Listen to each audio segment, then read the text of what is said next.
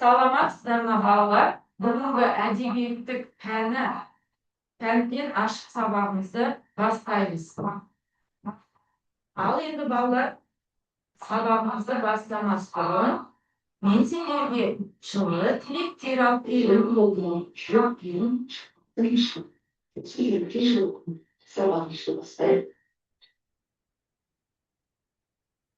сендердің қолдарынан бәрі келеді. Бүгін керемет нәтиже күтесіңдер. Көрсетесіңдер, я балалар? Бүгін десе керемет нәтиже көрсетесің. Мен сендермен мақтанамын. Әрбір талпынысың табысқа қадам. Күлімде жаңа білімге жол ашық сендерге балалар. Сәттілік бүгін серіктерің болсын.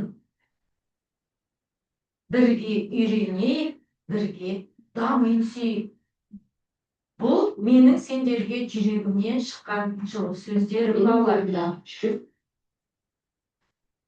Өткен алуан түрлі табиғат тақырыбын бортфолдағы тапсырмадағы сұрақтар арқылы пысықтап жіберейік. Қазір сендерге тапсырмалар ашылады балалар. Сол тапсырмаларда сендер өткен сабаққа сұрақтарға жауап бересіңдер. Әнекей кім дұрыс жауап береді? Бақылайық. Ал сұрағымызға назар аударамыз. Ал тамаша, Ақбала оқи ғой. Қыдыр атаның Аязға айтқан жауабын табамыз. Кім табады жауабын? Абдуллах табам дейді. Ал Абдуллах айтты. Аяз бауыр мейлі қырып 12 айда берекелі мезгілге сен қажет. Тамаша, кім көрейік дұрыс па? Дұрыс па екен жауабы? Дұрыс па екен? Қандай белгі тұр? Қандай белгі тұр? Икстегі белгі тұр ғой, дұрыс па? Жоқ.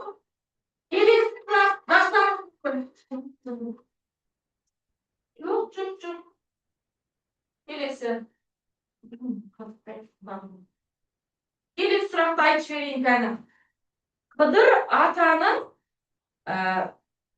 өлеңдегі бейнесі. Қандай бейнені білдіріп тұр Қыдыр ата? Мына жерде табамыз. Қандай бейнені? Арман? Бейнесі. Тамаша, отыра ғой. Керемет. Келесі сұрақ. Малдың ығуы деген не мағынаны білдіреді? Жауабы табамыз мына жерде. Малдың ығуы талшын. Боранда малдың адасы. Боранда малдың адасуы дейді. Өте тамаша, отыра ғой. Келесі сұрақ. Аяздың буыны неден босап кетті? Неден ерекшеленді? Жылы сөз айтқан. Кімнің жылы сөзінен? Кімнің жылы сөзінен? Қыдыр атаның жылы сөзінен. Тамаша, жарайсың, отыра ғой. Келесі, кәріне ұшырау деген не мағынаны білдіреді? Айтылы? Қаһарына ұшырау. Өте тамаша, керемет. Үй тапсырмасына жақсы дайындалыпсыңдар балалар. Тропиктік елдеріндегі жыл маусымдарын ата. Назым? Жаз, көктем, жыл маусымдарын ата дейді. Өз тақтаға қараймыз, жауабы бәрі тақтада тұр. Біреу таңдаймыз. Жылдан. Ашат? Екі. Жоқ, дұрыс емес. Ойланамыз. Қайтадан оқимын. Тропиктік елдердегі жыл маусымдарын ата. Аттар бар. Өттік қой өткен сабақта. Суретмен бейнеленген тропиктік жақтағы жануарлардың барлық суреті тұрды. Ойланамыз. Бір. Талшын? Жоқ. Жарайды. Назым, шыдап. Жаңбыр өлген жаңбыр жоқ. Жаңбырлы немесе екінші nesi adamı mündüm çok жаңғыры çok тамаша келесі тропиктік елдерге жыл маусымы қанша дейді тропиктік елдерде өте дұрыс келесі тебірену деген не мағынаны білдіреді тамаша өте керемет белсене қатысамыз екен аяз бен қыдыр өлеңінің авторы кім Абдулlah жауап береді. Тамаша, керемет. Соңғы сұрақтан қатыспай отқан балаларға мүмкіндік беріліп тұр. Аяздың Қыдыр атаға айтқан сын үзіндісі. Ал, Нағашбек мөлдір. Ойланамыз. Мөлдір.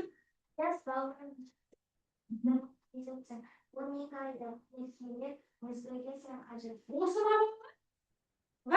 Қалай ойлайсыңдар? Аружан? Тұрау.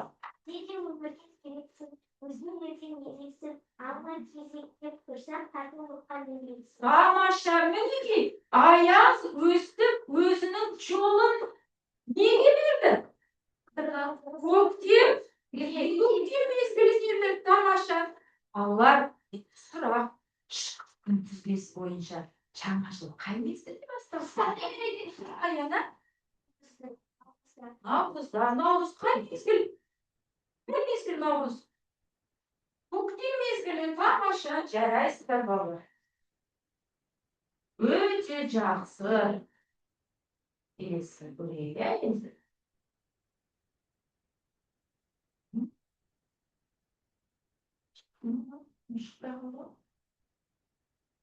Ағай.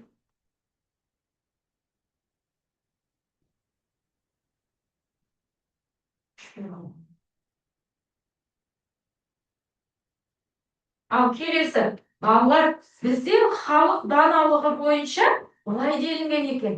Сәуір болмай, тәуір болмас деген екен. Оны қалай түсінеміз? Айта ғой. Сәуір болмай, тәуір болмас дегенді мен былай түсіндім. Сәуір айы келмей тұрып, біз күн жылыды деп айтуға болмайды. Дұрыс, иә. Сәуір жалпы меға сұраққа сабақты тұтудан жауап береді. Сәуір қай мезгілдің айы? Айтады, қандай? Көктем мезгілдің айы екен. Тамаша. Осы балалар сәуір айында ауа райы қандай болады? Бекасыл. Күн күркілеп, жауындар жауып тұрады. Тамаша. Тағы да қосымша назым. Ауа райы болады дейді. Тамаша. Ақбалар. Боран аяз болады. Тамаша. Арман. Бұлтты суық болады. Өте дұрыс балалар. Көктемде күн бірде жылы, бірде не істейді екен? Суық болып кетеді екен. Ондай кезде адамдар не істейді? Не істейді ондай кезде адамдар? Не істейді? Ықтайды. Тағы да ойын құнды, керемет. Тағы да ойланамыз. Бірде суық, бірде күн қатты ысып кеткен кезде не істейміз? Адамдар не істейді? Бірден жазға көктемге дайындалып кетеміз бе? Не істейміз? Сәуір айының біткенше күтеді. Сосын сәуір айы кіргеннен кейін ғана көктем келші деп айтуға болады. Өте жақсы мөлдір. Жауап бере аламын. Сәуір айы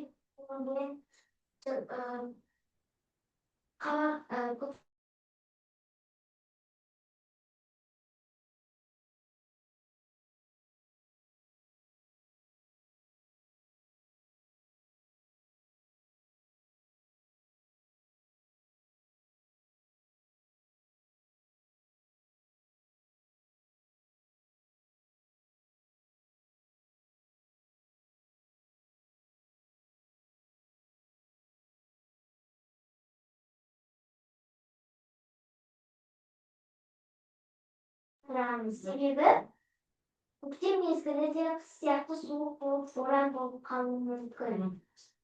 Сол себепті біз өзіміздің жылы күндеріміз шығарып, күн жылып, мамыр айы келгенде жылы өзіміздің көктемге арналған күндеріміз шығарып. Жарайды, ойлардың бәрі құнды. Жаңағыдан халық даналығында айтып тұр ғой, сәуір болмас деп тұр.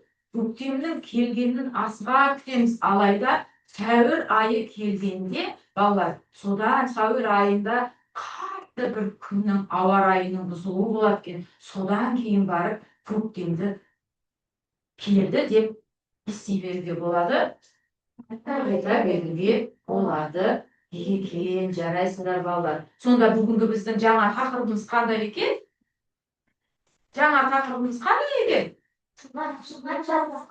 Жылға жақсы тілек. Дұрыс айтасыңдар. Енді балалар, біз осы ата-бабаларымызда бұрын теледидар, телефон болмаған, сондай жағдайда олар ауа райын қалай болжаған деп ойлайсыздар? Назым айтады. Табиғат құбылыстарын байқап, ауа райын, ертеңгі күнін ауа райын білуші болған. Тамаша. Тағы да кім айтады? Аружан айтам дейді. Ата-бабаларымыз аспанға жеті қарашыға қарап, өздерінің жолдарын тапқан. Тамаша. Тағы бір перизат қосарың бар ма? Оны көтердің, айтам. Бабамыз аспанға қарап үйген. Аспанға қарап үйген дейді. Біздің ата-бабаларымыз ежелде қазіргі телефон телефон болмағандықтан аспанға қарап күн ұзарып бататын болса, күні жылы болады деп, сол арқылы білген. Тамаша. Олар табиғатты күнде бақылай отырып, не істеген екен? Әрбір белгісін есте сақтай отырып, келесіде дәл сол мезгілде, дәл сол маусымда қандай ауа райы болатынын болжап отырған екен. Енді осы біз жаңа айттық, күн шығыс күнтізбесі бойынша жаңа жыл қай мезгілде дедік? Сонда балалар, біз көктемде ақ мол болсын, және де молшылық болсын, жыл берекелі болсын деп балалар тілек айта бастаған екен. Бүгінгі біздің жаңа тақырыбымыздың өзі жылға жақсы тілек деген тақырып екен, балалар. Бұл тақырыптағы біздің мақсатымыз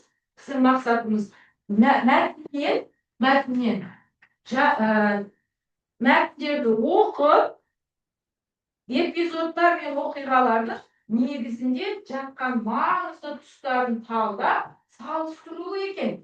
Енді балалар, біз келесі айта кететін бүгінгі сабақтағы біздің бағалауымыз ол пирамида бағалауы. Әр дұрыс жауап болған сайын біз белгілеп отырады екенбіз. Ал енді балалар, оқулыққа назар аударамыз. Бүгінгі жаңа сабағымызда бізге екі мәтін берілген, біреуі өлең түрінде, екіншісі мәтін түрінде. Өлең түріндегі бата берілген екен. Қане бәріміз бірге оқимыз.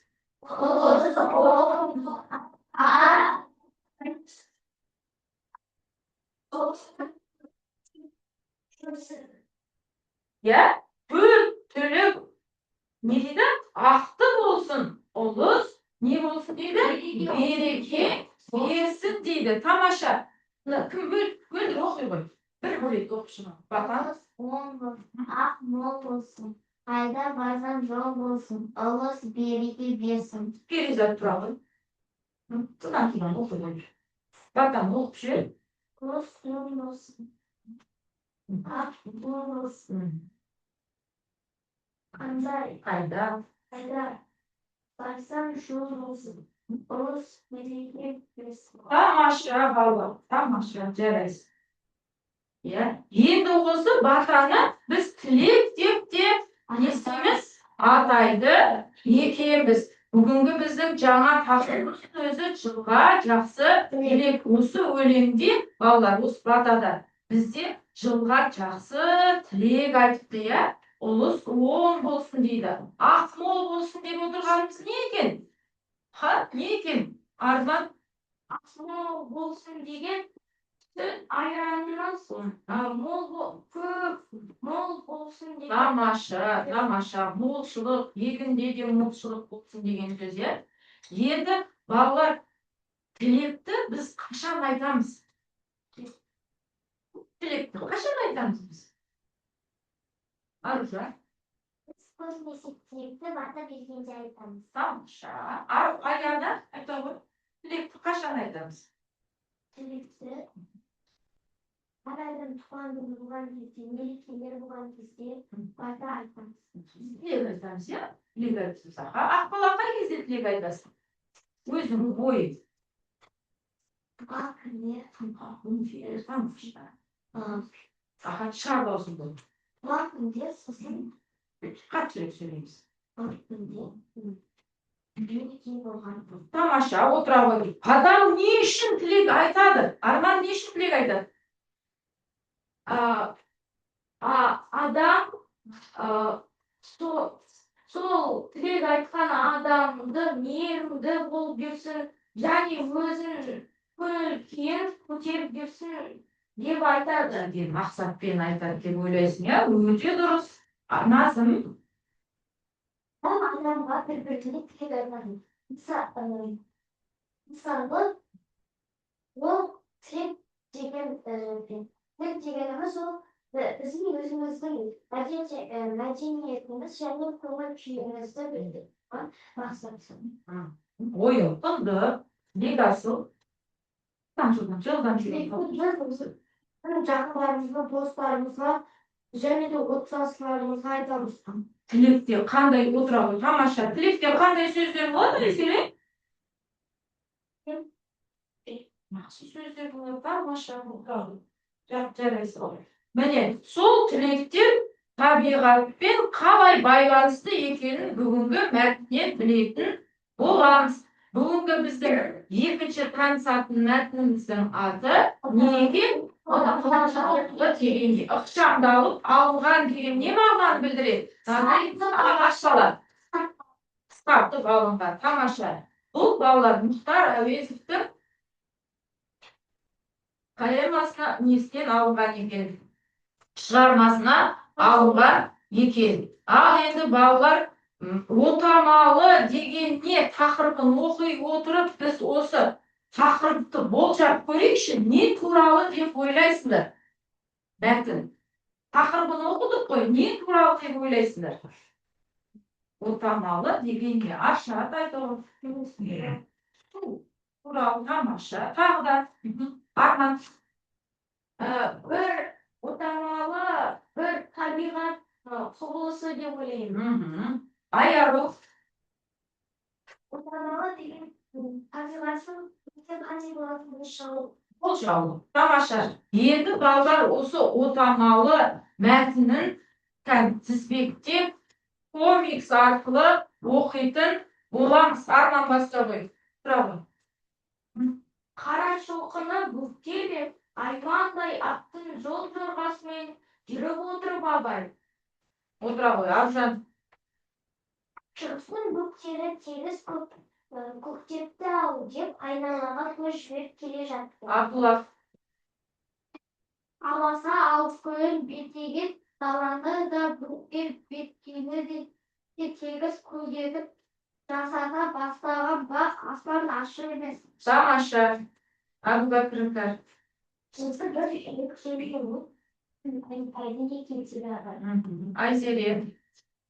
Екі болған және пістің соңғы қалғын танысы сияқты үшеуі еді. Танысы сияқты дейміз, иә? Арбақы. Мұрат Мөлдір. Шарам саусың. Сәуір жаңа туды ғой.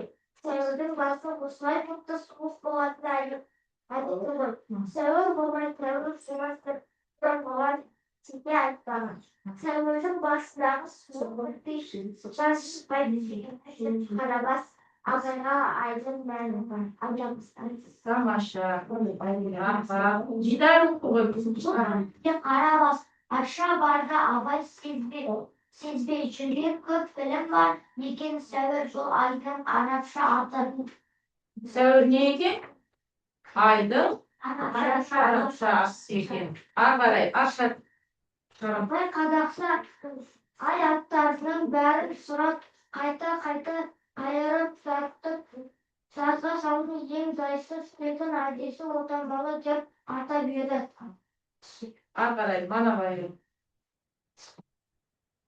Осы отанбалы дегенде не деген сөз өзі арай жұмысына Тамаша, иә. Ал енді отамалы деген не? осы отанбалы немене? Не деген сөз өзі? Деп абай соны сұрады. Отамалы көкек айының 11-інде кіріп, 17-сінде шығады. Желсіз, борансыз өтпейді. Қыстың ең соңғы дәрі сонда. Отамалым деп атанғаныға бір байдың отамалы деген қойшысы болған екен. Көкектің суығы басталған уақытта әлгі қойды жайылысқа шығармай боран болады дейді. Иә, қазір оларды қалдыруға болмайды. Қойдың қыстан титығып шыққан кезі ғой, малынан айырыласың, деп ескертеді. Сен тоғышарлық қып алдап отырсың, тыңдамайды. Сол күні бір қатты боран басталып, 3 күн, 3 түн соғыпты.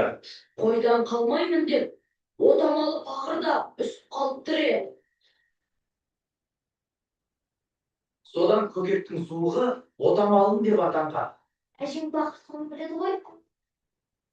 Көктемнің осындай суығын, сәуір айында болатын суығын не деп атайды екен? Отамалы деп атайды екен. Жарас. Отамалы Енді келесі сұраққа мұқият оқып жауап береміз. Балалар мәтінді түсіндік қой, иә? Түсіндік па? Бірінші сұрақты маған Аян оқиды оқыды. мәтіндегі не туралы айтылған? Тамаша. Дастан айтады маған мәтінде не туралы айтылды? Отамалы бір. Жалпы түсіндік па? Отамалы деген не екенімізді? Отыра ғой, мұқият сабақта ынтамен тыңдап отырамыз. Мөлдір айтады.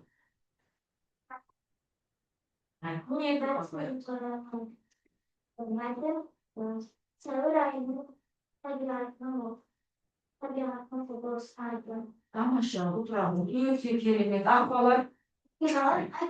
Қай мезгілде өтеді? Көктем мезгілінде өтеді. Аян айта қойшы. Қай мезгілде болады осы оқиға? Көктем мезгілінде жарайсың. Келесі маған оқиды. Лигасын оқиды. Табиғат пен адам өмірі арасында қандай байланыс бар? Қандай байланыс бар екен адам мен табиғат? Табиғаттың арасында. Мөлдір. Табиғат болмаса адамдар шыңғып жаза алмайды. Өйткені Біз табиғатпен байланыстамыз. байланыстамыз. Отыра ғой. Сіңдәр.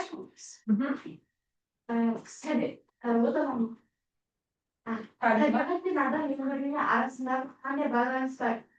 Егер табиғат болмаса, адамдардың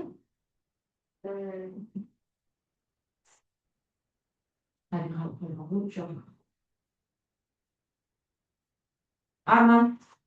табиғат пен адам өмірі арасында қандай байланыс бар? Табиғат болмаса, біз де бұл өмірде жоқ болушы едік. Өйткені біз табиғаттан таралғанбыз. Ойын құнды. Кім қосары бар тағы? Аржан. Адамдар табиғаттың заттарын қолданады. Себебі ауаға жаман иіс тараса, оны табиғат берген ағаштар өздеріне сіңіріп алады. Сонда қандай байланыс бар табиғаттағы? Табиғат пен адамның арасында байланыс бар ма? Табиғат адамды үстін сақтайды, ал адам Табиғатты сақтайды. Алдын айтқан. бұл жерде тығыз зат бар. Себебі бұл жерде табиғатта жанды болады, адамдар да жанды болады. Тамаша, отыра қойды. Келесі, Манабаевы оқып келесі. Отамалы дегенге кім жауап береді? Аяна.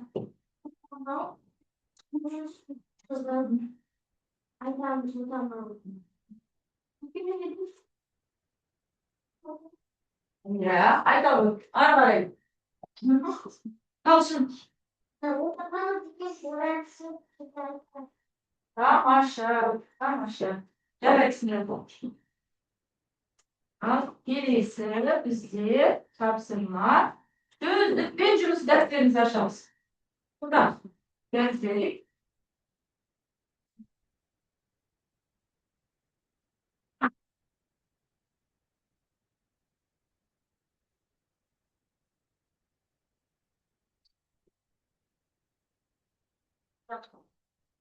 Ал сөздікте бізге екі сөз берілген, дастан оқуға білісін.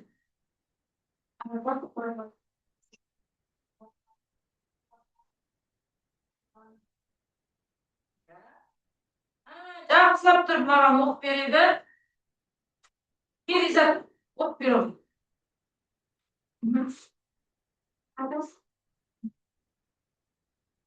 Жаза береміз.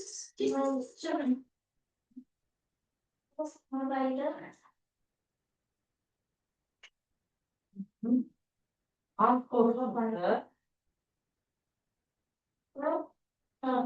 Табарма.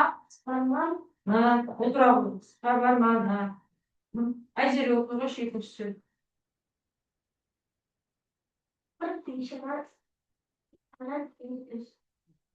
Түсіндік қой, Қарабас Құнанбайдың атқосшы шабарманы екен, адамның аты екен. Тақыр деген бейшара деген мағынаны білдіреді. Бұдан бұл. Өтем жазамыз, денеміз жоғары көтеріп отырамыз. Топпен жұмыс бар балалар. Бірінші топ. Мәтіннен екі эпизодты таба отырып, оларды салыстырамыз. Екінші топ. Салыстыру тапсырмасы. Біз бүгін екі мәтіннен таныс болдық. Біреуі өлең, батар, екіншісі отамалы деген мәтін. Сол екі мәтінді екінші топ салыстырады. Үшінші топ мәтіндерде тақырып мен негізгі ойды анықтап жазып шығасыңдар. Төртінші топ дәлелдеу тапсырмасы. Жасаймыз.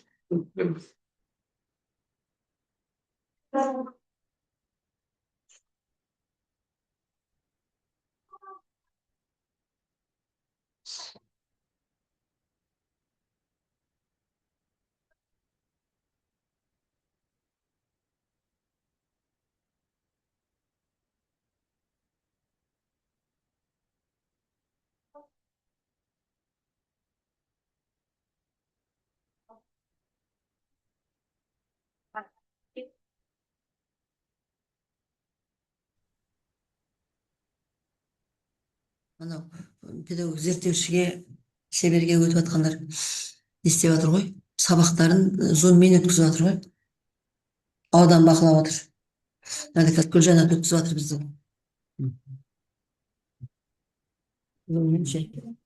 Осындағы өткізіп жатыр ғой. Қазір кіші қимыл несі.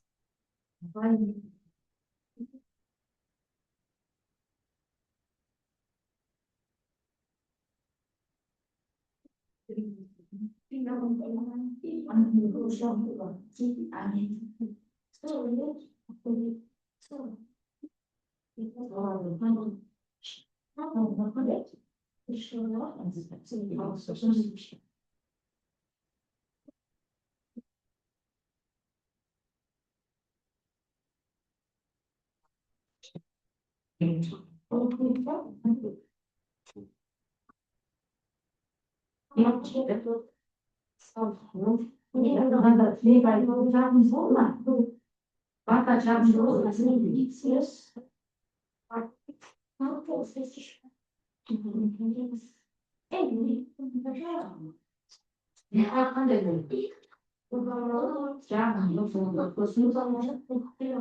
Жақсы, yaxshi. Qanday deyiladi?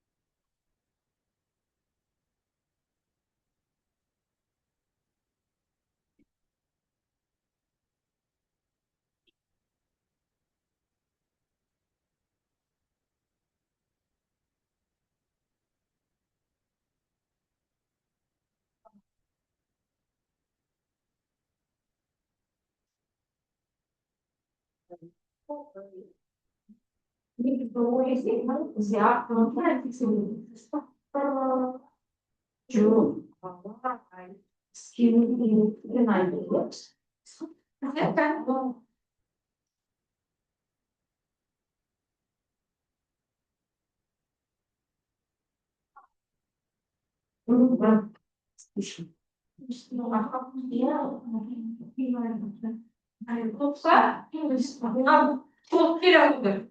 Oturan zorumuzdan. Bak şöyle.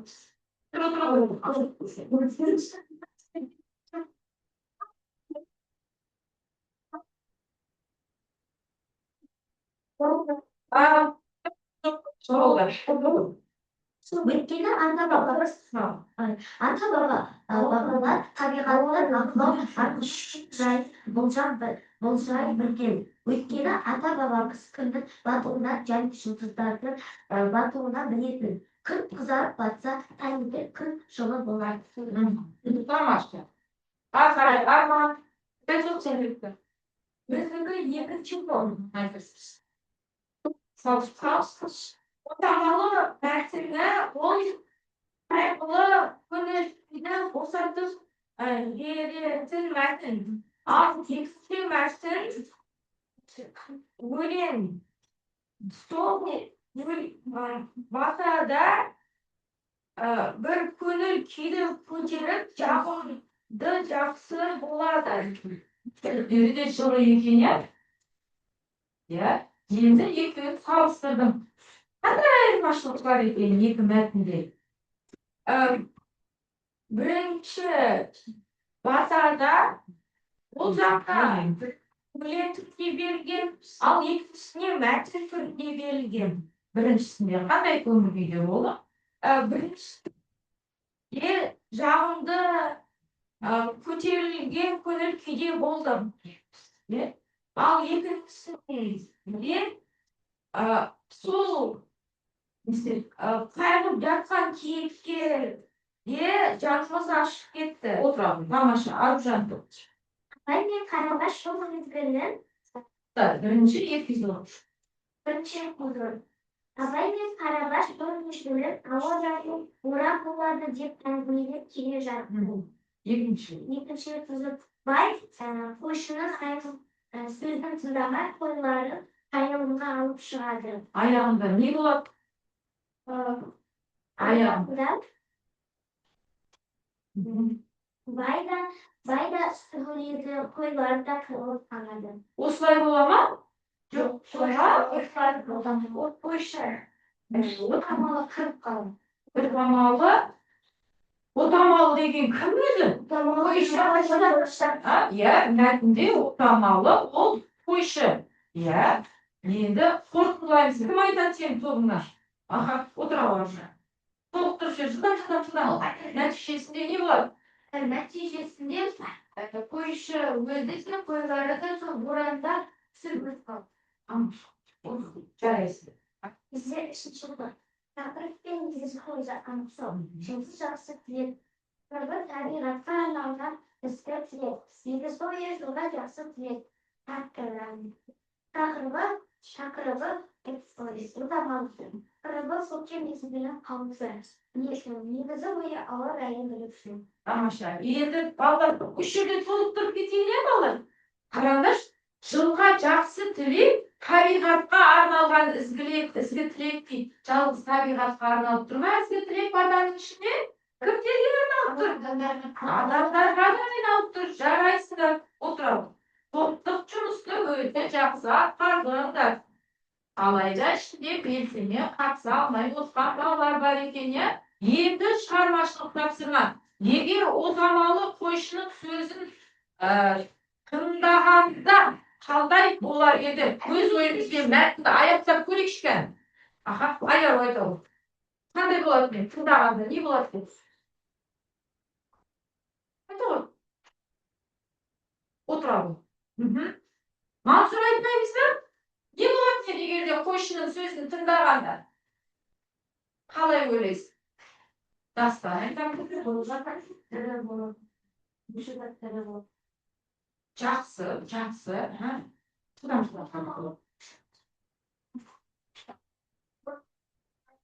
Oralarda Bayram kuyularda koşan gözlerim. Kalsın mı? Sopanmalı şişsiz rahmet ve ben seni bırakırım. Тамаша, отыра қойды. Ал, жақсы балалар, өте жақсы. Мәтінді дұрыс түсіне беріппіз. Енді бізде алдымызда жүктік тапсырма жатыр. 4 құндылық берілген. Оқшан қандай құндылықтар берілген.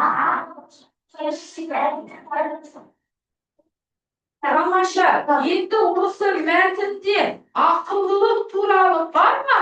Ой, ақылдылық туралы. Тамаша, жауапкершілік жайлы бар ма мәтінде? Өте дұрыс. Табиғатты құрметтеу, яғни үлкеннің сөзін тыңдауға байланысты ойлар бар ма? Бар екен, міне соларды қарап бетінен жылдам жүктаса ойлы келесіз. Естесіз. Егер де қойшы отамалыны тыңдаған кезде не болар еді? Бәрі басқаша аяқталар еді, иә? Міне осы жерде не